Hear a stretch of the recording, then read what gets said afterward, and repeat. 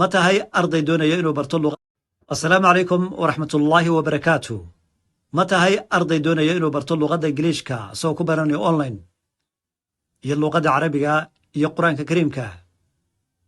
لبدا لوقادود iyo quraanka hadii aad doonaysid inaad online ku baratid adigoo gurigaaga jooga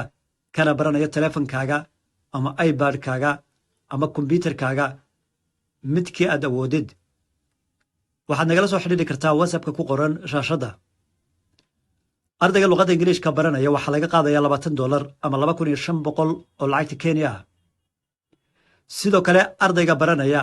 quraanka kariimka wuxuu ku baran karaa tajwiidka muddo hal sano ardayda meel walba ay adduunka ka joogaan waxay ka baran karaan online class